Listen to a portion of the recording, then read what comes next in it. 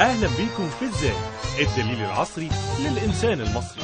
ازاي تبقى مناضل؟ ازاي ازاي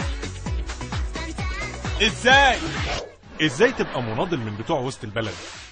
الموضة اليومين دول وطنية، وصنف المناضل ده ماشي وشغال زي الفل، والطريقة سهلة جدا. انا هقولك على 7 خطوات يخلوك مناضل في اقل من 5 ايام. الخطوة الاولى: سيب بيت اهلك واجر اوضة فوق سطوح اي عمارة في وسط البلد. ما ينفعش شقة، لازم اوضة او بالكتير استوديو، اوضة وصالة، وكده تبقى انت ساكن في معقل النضال في قلب القاهرة.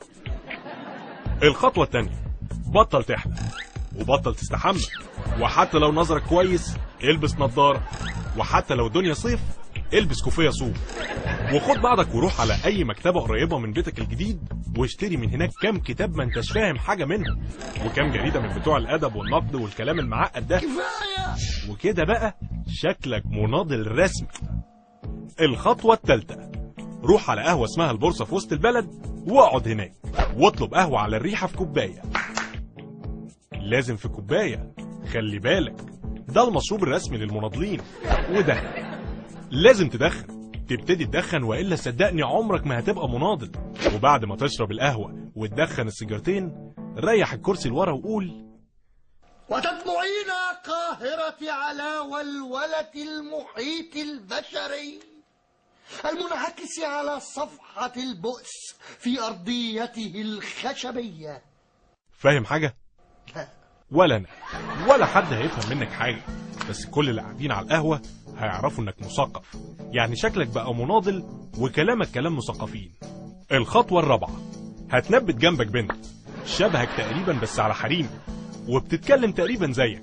احتفظ بيها وخليها دايما معاك، لانها هتبقى حاجة مهمة جدا في مظهرك النضالي وهتنفعك في المستقبل. الخطوة الخامسة: استنى لما زمايلك المناضلين ينظموا مظاهرة، وما تروحش بدري يومها، روح الظهر كده على ما تكون الفضائيات بعتت مصورين، وشوف اقرب طابور امن مركزي ولقح حتتك عليهم واهتف وقول. ولا على ايه ما تهتفش، هما كده كده هيمسكوك وهيرموك في الحجز مع بقية زمايلك المناضلين. الخطوة السادسة: لما تروح القسم حسك عينك تقول اي كلام من بتاع المناضلين اللي لسه محفظهولك ده، ساعتها مش هتميز الضرب جايلك منين. اتكلم عادي زي ما انت، وكلها 2-3 بالكتير ويكتشفوا انك لا مؤاخذة مناضل وهيخرجوك. الخطوة السابعة: التخرج. تخرجك من الاسم، الرجالة هيخرجوك ويقولوا لك: اياك يا ابن التربتين نشوف وشك في اي مظاهرة تانية، وانت هتقول حاضر، وهتخرج من الاسم هتلاقي جيش من الصحفيين، كل واحد منهم هيموت وياخد من سيادتك كلمتين، ده غير جيش اكبر من المناضلين اللي هيشيلوك على الاعناق، وهيعتبروا تخرجك ده انتصار ليهم وللحرية والمصر.